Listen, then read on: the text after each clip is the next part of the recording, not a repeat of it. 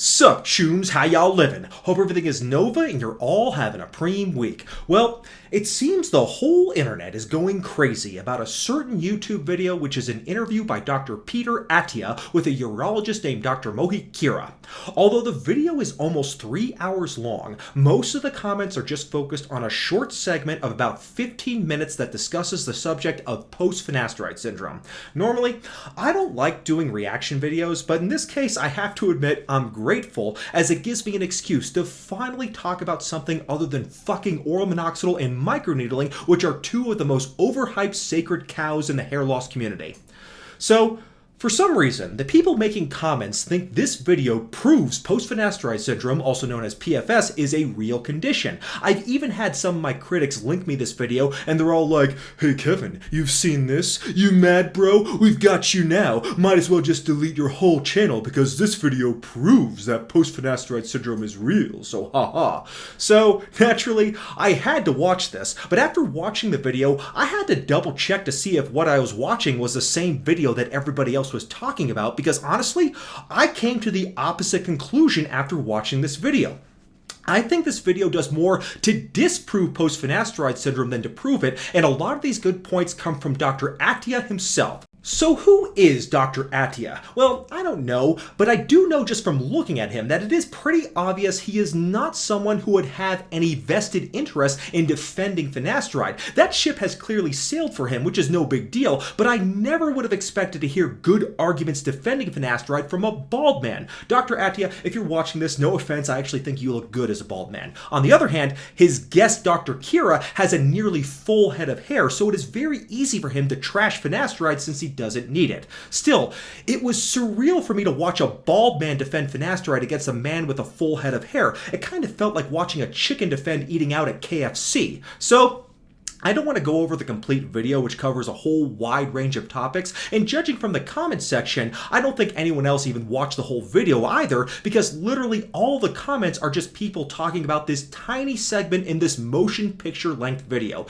It goes to show just how emotionally charged the subject of finasteride is, since balding losers need to convince themselves the drug is too dangerous in order to cope with being too dickless and chicken shit to actually take the damn pill. So, I just want to go over the 15 minutes or so that deal with post-finasteride syndrome specifically, since that is the only thing anyone cares about in this video, including, admittedly, myself. Despite that, you may be surprised to hear I actually did watch the whole video, and I do think there is some misinformation in the first 2 hours of the video, particularly about the role of DHT, but he brings up the same points again in the 15-minute segment that has everybody's attention, so we'll just concentrate on that portion of the video. It is about at the 2 hour and 15-minute mark when the broccoli really hits the fan. It's at that point when Dr. Attia asks Dr. Khera what the purpose of DHT is. And what is the purpose of DHT? So DHT is the most potent androgen we have in our body, right? It has in terms of sexual function, it's extremely important. When you remove the DHT, it can have a significant impact on someone's sexual function. So that's typically what I look at. Now look, DHT is implicated for prostate in terms of prostate growth. It's implicated for hair as well. So these are medications that are used to take away the DHT because they can cause alopecia. So right off the bat, we get this unsourced statement from Dr. Khera that if you remove DHT, it can have a significant impact on your sexual function, even though at the same time, he admits that DHT makes your prostate expand and gives you hair loss. So, what Dr. Khera is doing here is telling a half-truth. The part about enlarging the prostate and causing hair loss is of course true, but then he goes on to imply that there are negative consequences to suppressing DHT levels, particularly for your sexual health. This is a misleading and false statement. It is true, like he says, that DHT is the most androgenic hormone in the body, but you have to consider the specific role it plays in adult human physiology. DHT does play an important role in utero and in early adolescent development, but in later adolescence and in adulthood, DHT takes a backseat to testosterone, which is the main circulating androgenic hormone responsible for male sexual function, while DHT acts as just a paracrine hormone. So what that means is that even though it is true that DHT is more powerful than testosterone, the circulating levels of DHT in a healthy human male adult are 10 to 20 times lower than the levels of testosterone. So, since DHT levels are so low in adult men, it is only active in select tissues that have the 5-AR enzyme that converts testosterone locally into DHT. Those particular tissues are the skin, the hair follicles, and the prostate. And guess what, Chooms? DHT only does bad things to those tissues, including causing acne, enlarged prostate, which makes it difficult to pee, and of course it also causes hair loss. So natural DHT levels in adults are not nearly high enough to do anything good. So for instance, it isn't active in skeletal muscle tissue, so suppressing DHT won't reduce muscle mass, which is why finasteride is commonly used amongst actors, models, and even professional athletes. Now, it is possible to get other androgenic benefits from DHT if you supplement it in the form of DHT-derived steroids, for instance, but that's not the same thing as normal physiological levels of DHT, and it goes without saying that supplementing DHT will cause many additional health risks beyond just negative cosmetic effects like hair loss. There is strong scientific evidence that DHT can shorten your life by promoting heart disease, and it can even cause Parkinson's disease and other neurological health problems, which may explain why men on average do not live as long as women do. This isn't just speculation on my part. I have a whole video series which breaks down and explains all the scientific research that shows why DHT is a trash hormone that hurts the health and longevity of hundreds of millions of men, and why suppressing it should be in the interest of everybody who wants to live longer and improve their quality of life. I'll go ahead and link all those videos below if you wish to learn more about that, but understand that what Dr. Khera is saying about DHT's role in sexual health is flat out wrong, and it doesn't even reflect the mainstream viewpoint of most medical professionals. For example, in this review article on DHT, the conclusion is that DHT does not play any useful role in adults. So, I know a lot of DHT cells and anti-finasteride internet tough guys get enraged when I trash their sacred hormone, but just know that when I say things like DHT is a trash hormone, that isn't just coming from me. I'm just presenting the scientific consensus. So if that triggers you, don't take it out on me. I'm just the messenger here. But to get an idea of where Dr. Khera is coming from, he is the primary author of this article titled, quote, "Penile vascular abnormalities in young men with persistent side effects after finasteride use for the treatment of androgenic alopecia," unquote. He is also the co-author of this study titled, quote, "Differential gene expression in post-finasteride syndrome patients," unquote. I have gone over both of these horribly flawed studies in my PFS series of videos linked below. Both of these studies were funded by the PFS Foundation, now known as the PFS Network, which obviously has an agenda to make finasteride look as bad as they possibly can. Don't worry, we'll get to just how bad these studies are later in the video when Dr. Khera brings them up, but for now, let's let him continue. So 5-alpha reductase is located all over the body. There's type 1, there's type 2. So type 1 can be in the scalp, it can be in the brain, it can be in the prostate, it can be in the adrenals, it can be in the kidney. They're all over the body, right? The finasteride is predominantly type 2. Dušková is type 1 and type 2. We may talk about that later, but it's important to realize that these enzymes are throughout the body, have multiple functions throughout the body. So when you look at 5-alpha reductase activity, there's type 1 and type 2, two isoenzymes, right? And if you look at where they are, type 1 and 2 is in the scalp. They can be, type 2 is predominantly more in the prostate, but so is type 1. They're in the adrenal glands. They're in the brain as well. They're also located in the epididymis. They're different all over the body. So it's not just affecting just one location. You're affecting numerous parts of the body when you're taking away the DHT, and that can have detrimental effects. What he's saying here is really important, but not for the reasons you may think. Dr. Khera recognizes that there are two main isoenzymes of the 5-AR enzyme that converts testosterone into the trash hormone DHT. He even gets it right that the type 1 isoenzyme is found in the brain and that finasteride predominantly blocks the type 2 isoenzyme. So why is this so important? Well, it is because later on, Dr. Khera conveniently forgets his own point that there are two isoenzymes so he can later fearmonger about the effects of finasteride on neurosteroids. About an hour ago, you said you do not like to use 5-alpha reductase inhibitors in your practice at all. I don't. I think finasteride is a very bad drug, and I think it has very detrimental effects. So Dr. Khera is a practicing urologist, but unlike probably 99% of all urologists, he doesn't prescribe finasteride, which is the most commonly prescribed drug in the world for treating prostate issues. In fact, he doesn't prescribe any 5-AR blockers in his practice at all. That's kind of weird because aside from finasteride and dutasteride, there really aren't that many other options. One alternative which he does prescribe is alpha blockers, but as it turns out, alpha blockers like Flomax have a far worse side effect profile than any 5-AR inhibitor, including drops in blood pressure that can cause people to pass out, as well as sexual side effects that people worry about with finasteride. So, Dr. Khera seems to have an irrational finasteride phobia, the likes of which haven't been seen by any doctor since Dr. Trash. But let's go ahead and see why he thinks finasteride is, as he describes, a very bad drug.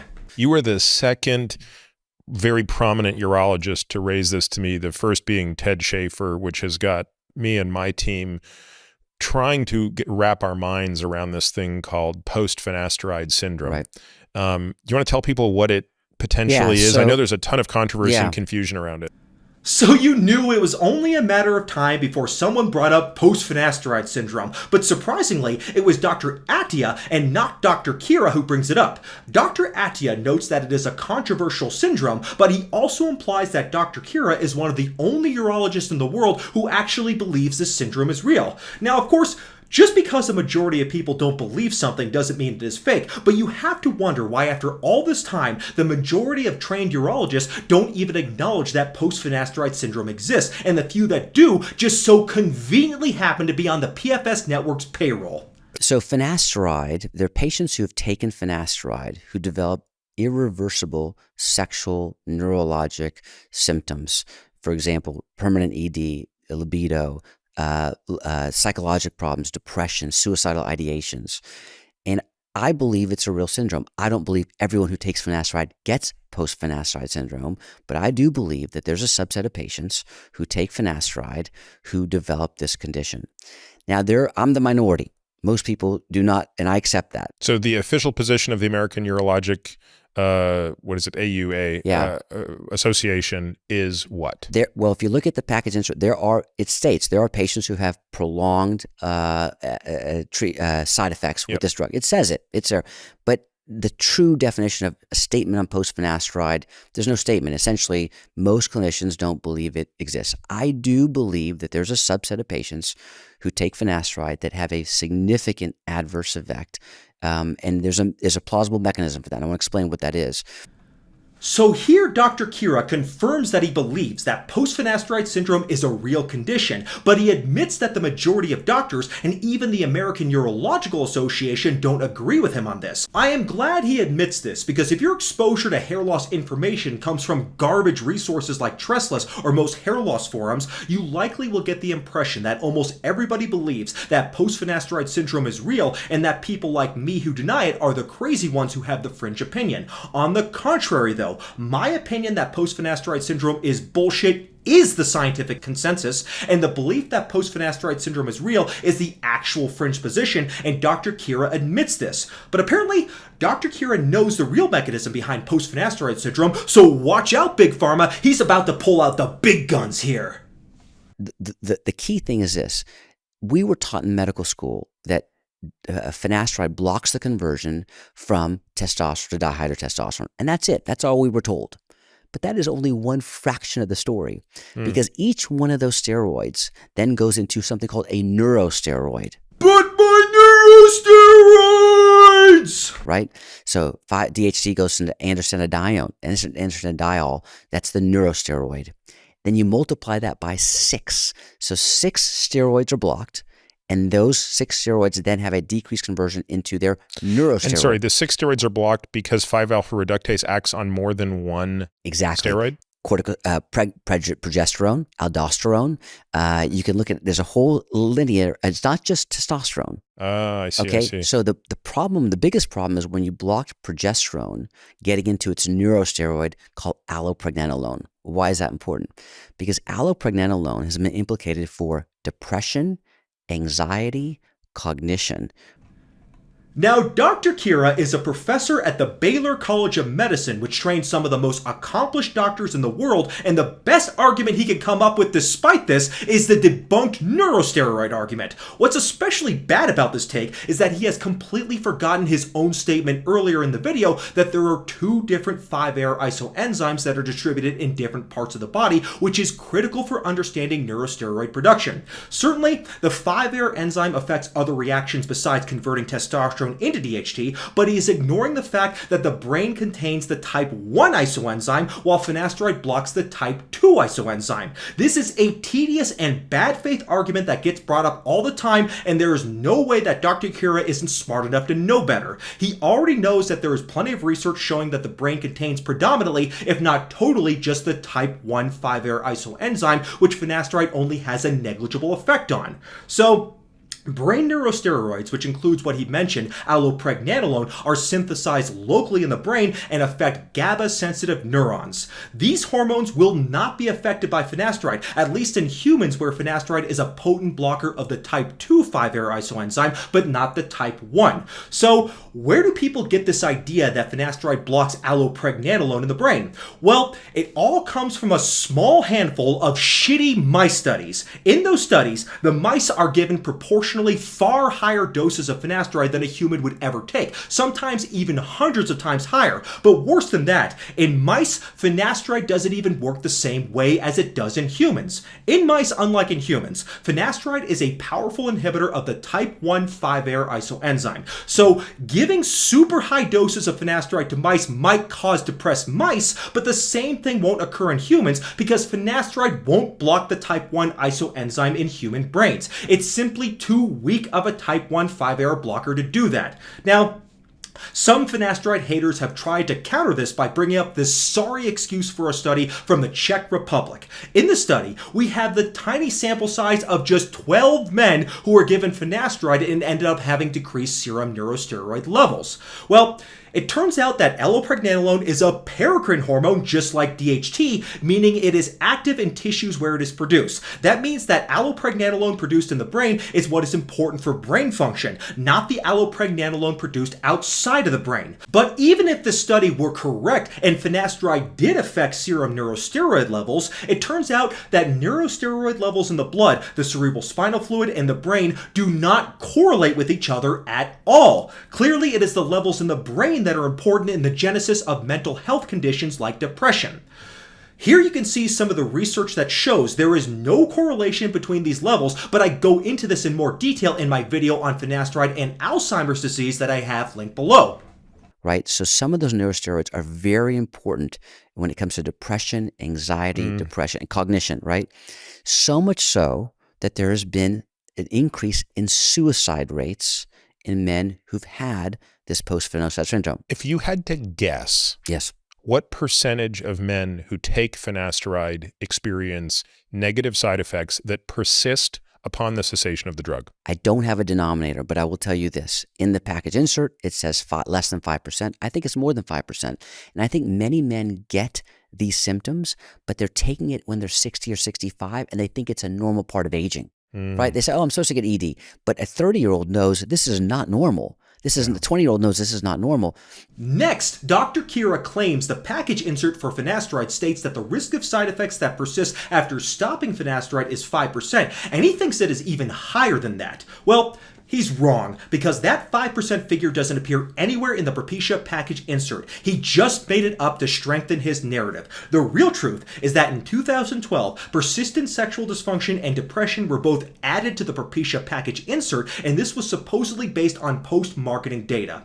In actuality, this wasn't added because of any scientific data at all. It was added to avoid lawsuits. In the late 2000s and early 2010s, Merck was faced with an onslaught of negative journalism implying that finasteride caused all these horrible things and ruined people's lives. Merck was accused of being responsible for this since they never disclosed the true risk of finasteride, apparently. Of course, none of these claims were backed by any scientific research, but fighting lawsuits is expensive whether they are frivolous or not. So, facing the threat of litigation, Merck added these alleged side effects to the package insert in hopes of avoiding getting sued. Unfortunately, though, it turns out that strategy completely completely backfired. Merck did not anticipate how much these stories would proliferate throughout the internet, and it got to the point where people were suddenly coming out of nowhere claiming they got post-finasteride syndrome, even though nobody had even heard of that condition despite the drug having already been on the market for about 20 years. So Merck ended up doing a class action settlement and ended up paying hundreds of millions, if not billions of dollars. Sadly though, if you give a mouse a cookie, or in this case millions of dollars, you'll only encourage more lawsuits, and that is what led to the formation of litigation-hungry pseudoscientific organizations like the PFS Foundation and PFS Network, which fund their own fraudulent research in hopes of making the case to fuel even more lawsuits against Merck.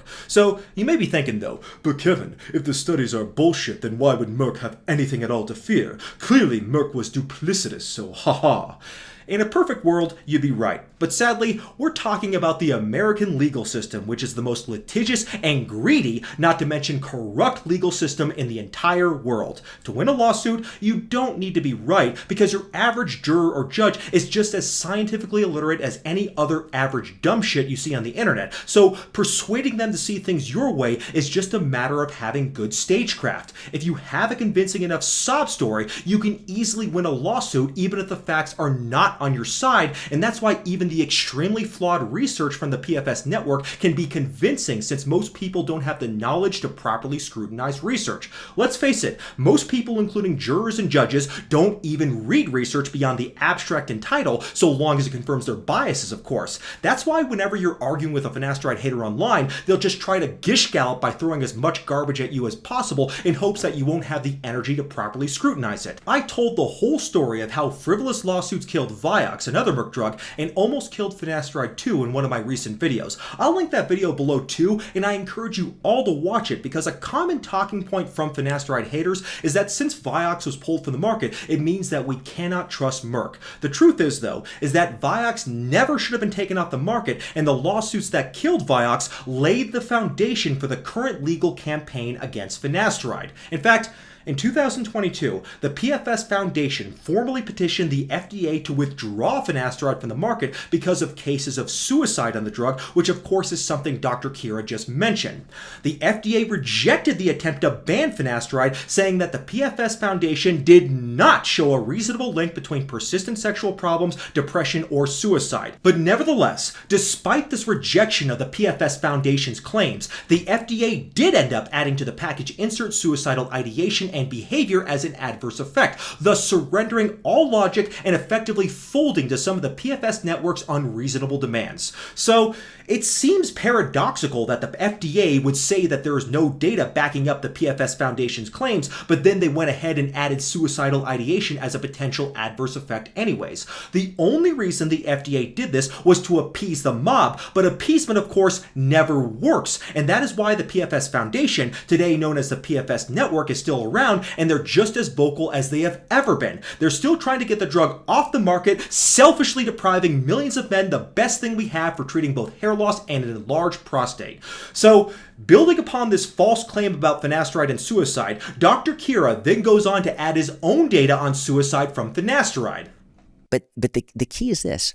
Let's say you do or do not believe in post-finasteride. I believe in it. Let's say you don't believe in it. Okay, you say it's not true. What you cannot deny is that there's an increased risk of suicides in this population of men, irrespective whether you believe it's true or not. There's an And I'm sorry, this is in all men who take finasteride, or just young men? Certain men who have post-finasteride syndrome, who take finasteride.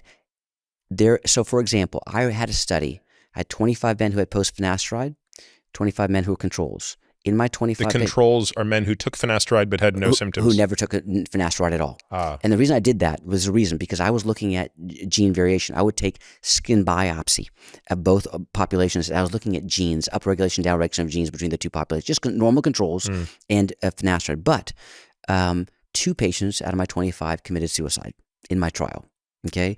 This doesn't make any sense. Either Dr. Khera mixes up the studies he published, or the two studies were done on the exact same patients. It is the study on penile vascular abnormalities where he reports 2 suicides, not the study of gene up and down regulation. One study had 25 subjects, the other had 26, and they were both funded by the PFS network, which means the subjects probably came straight out of the Propecia Health forums. And that's one huge problem with all PFS research that exists, because it is the same small group of subjects who are used over and over again in all of these studies. Their reason for doing this is completely obvious, though. It's because these studies are designed with the goal of producing an outcome which is desirable to the goals of the PFS network. It wouldn't be in their interest to produce a study that contradicts their biases, so naturally when designing these studies, they have to construct them in a way that produces the results they want. An easy way to do that is to have selection bias by taking their study group from the most anti-finasteride group on the internet, which is the Propecia Health forums, and then instead of comparing these subjects to subjects with similar symptoms who never took finasteride, they compare the subjects to completely normal controls to maximize the chance that they will find some differences between the two groups. Lastly, by reusing the same small number of subjects in multiple studies, it makes it look like PFS is a common condition rather than the delusion of a small group of finasteride-hating QAnon conspiracy theorists who, when they're not spending all their time ranting about SJWs and woke culture in their mother's basement, participate in these god-awful PFS network-funded studies. Dr. Khera then claims, based on his study result, that the suicide rate from taking finasteride is 8%. But here, Dr. Attia gets sick of the bullshit and he pushes back. And I'm sorry, the men who are taking finasteride in your trial were taking it for what reason? Predominantly alopecia. So you could technically argue that, and again, that there's another issue going on, right? That whatever it is that's driving someone with alopecia to take finasteride for hair loss speaks to a difference in, emotional state that might be predisposing them to some. In other words, it would be more interesting to see if you had 50 men who were all taking finasteride for the same indication, but you isolate the 25 who are experiencing negative symptoms. I think that would be very important. I agree. Or do a randomization. I agree. Yeah.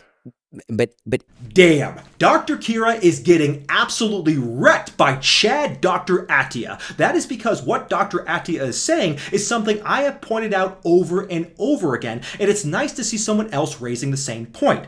Dr. Khera in his studies was comparing people complaining of supposed PFS to healthy controls. What these PFS studies should do at the very least is choose a control group that is comparable to the study group. In other words, people who have the same symptoms, specifically sexual dysfunction or depression, but who have never taken finasteride. If you did a study like that, would the suicide rate be any different between the two groups? Would the incidence of penile vascular abnormalities be any different? Would the neurosteroid levels be any different? We know depression itself alters neurosteroid levels. We also know that people with sexual dysfunction have altered penile blood flow and altered gene expressions. So how does any of this implicate prior use of finasteride as a causative agent? Like Dr. Attia rightly said, it might be a correlation without causation. People who are losing their hair obviously become depressed, and you guys all know that, which is why you're on my channel to begin with. These people who are depressed because of hair loss will become even more depressed if they develop some real or perceived side effects on finasteride and have to quit taking the only drug that had any hope of them saving their hair. So, we are obviously dealing with a group that is at a higher risk of having depression and suicide to begin with. Not only that, there is data that people complaining of PFS symptoms have a high risk of having prior psychiatric problems, or they may have close relatives with psychiatric problems. This implies that there is a genetic predisposition to these mental health issues in people who claim to have PFS, and this should come as no surprise, because if you go to any PFS channel or forum, you'll feel like you just entered the Twilight Zone or Ray forums. The places are complete nut houses. So after Dr. Khera gets wrecked by Dr. Attia, Dr. Khera tries to hide his butthurt by saying that the subjects didn't have a history of mental illness before taking finasteride. To be clear, again, to push back, because this is so important that we think through this rationally, do we know what the history was of mental illness in those patients? Did they have a history of depression before taking the drug? So we do have history. We don't have significant mental illness before they come in. They weren't on SSRIs. They weren't have a history of depression when they came in, right? So that's important to know that. They weren't diagnosed with depression prior. But But any drug, if I told you drug X, Yep. it doesn't matter what you believe the cause is associated with higher suicidal rates, I would say, okay, let's take a closer look. Yeah.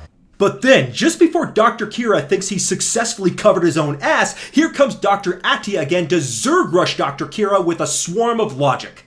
It seems to me that a random assignment trial would address this, and if you didn't want to do randomization, you would at least be able to do a post hoc analysis in the way that I've described it, and it's amazing that that's not being done. Do we see the same effect with dutasteride?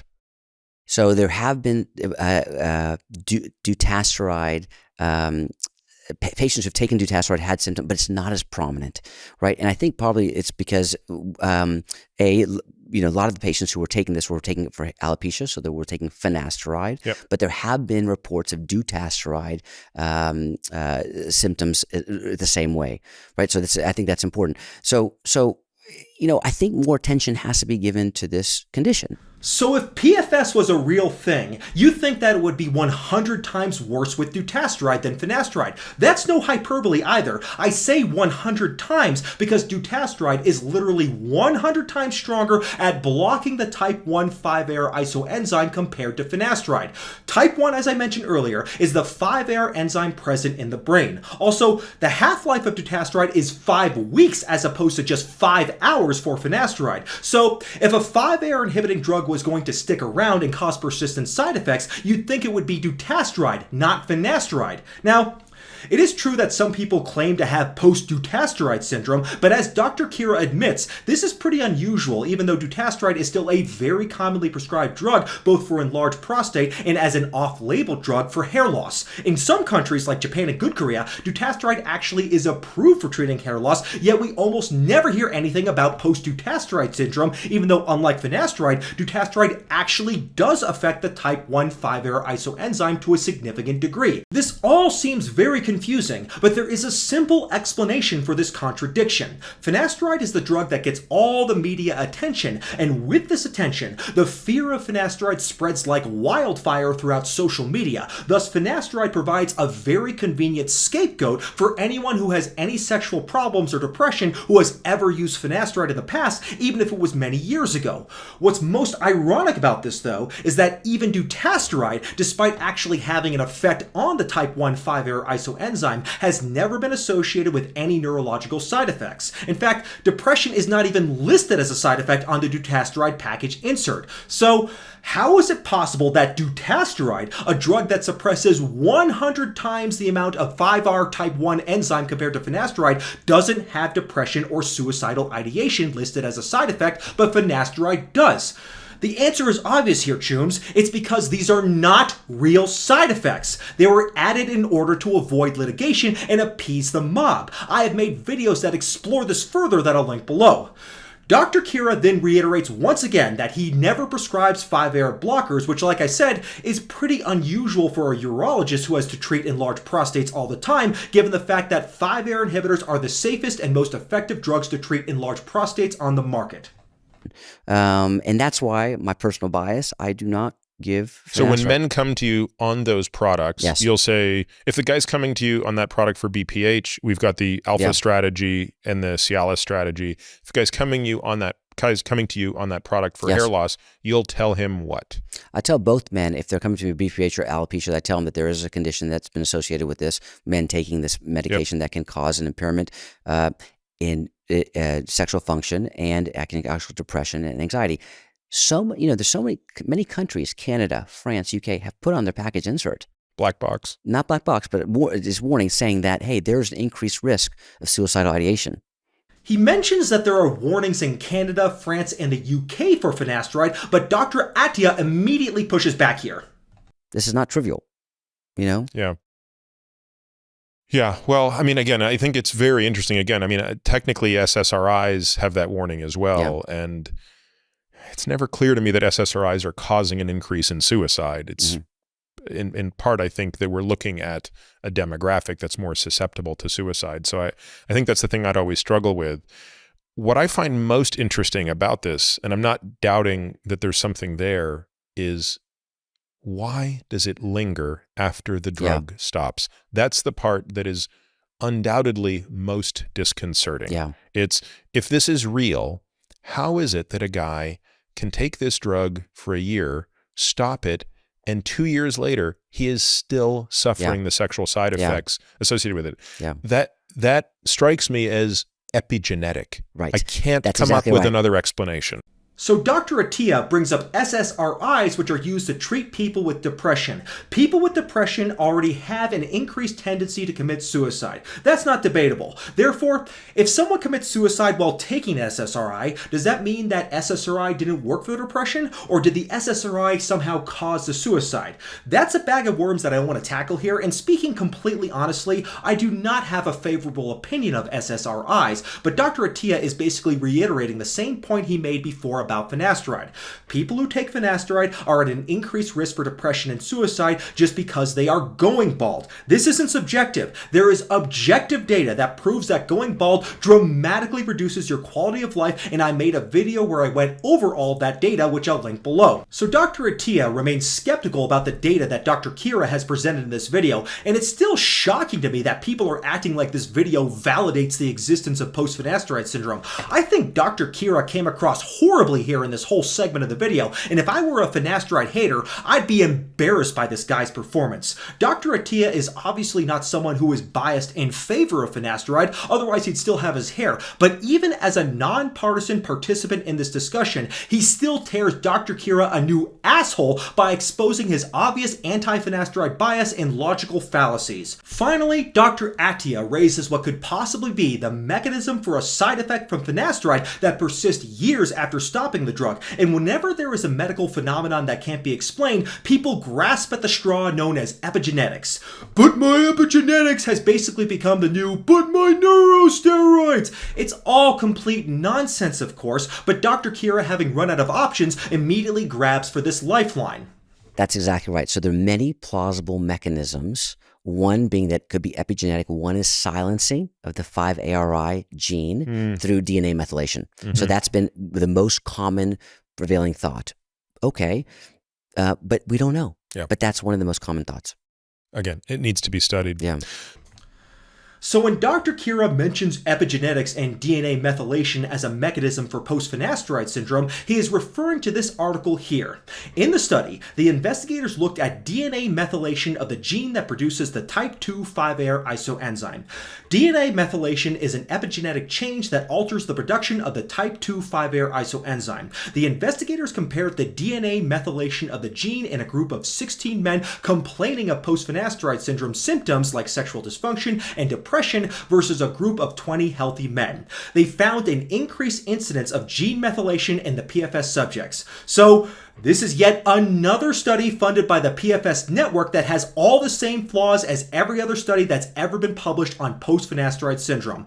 There are only 16 study subjects, and I'd bet my channel that these subjects are the exact same subjects that appeared in the other PFS network funded studies, like the ones Dr. Khera did. They're all recruited from the Propecia Health Forum, so once again, there is a massive selection bias problem with this study here. But more seriously, this study, like the other studies we mentioned, is fatally flawed, and that is because it has an inappropriate control group. If the investigators wanted to see if previous use of finasteride actually caused gene methylation, they should have compared the PFS subjects to subjects with similar symptoms who never took finasteride.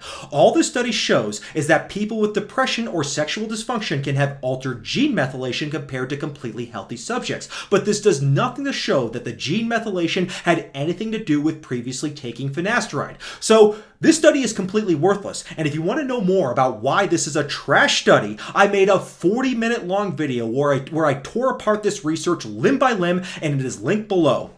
And with that, Dr. Attia finally shows mercy on Dr. Khera by changing the subject, and post-finasteride syndrome isn't brought up again for the remainder of this video. The two doctors then launch into a discussion about testosterone and prostate cancer, but nobody really seems to care about that because literally all the comments about this video are on the 15-minute segment about post-finasteride syndrome that we just looked at. So based on this short clip, I have no idea how people could interpret this as validating the existence of post-finasteride syndrome. I think Dr. Attia was appropriately open-minded did and skeptical, and actually, I'm impressed on how quickly he called out Dr. Khera's bullshit.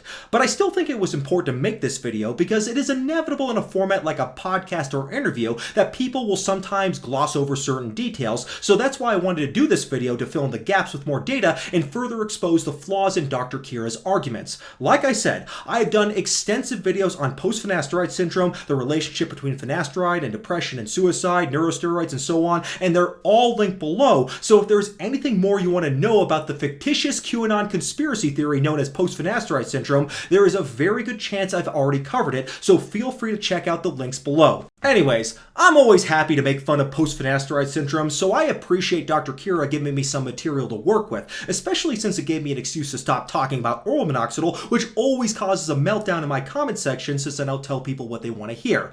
Next time though, we'll be moving into a new hair loss subject altogether, and I hope you hair loss witchers will join me again soon. See you next time, God bless.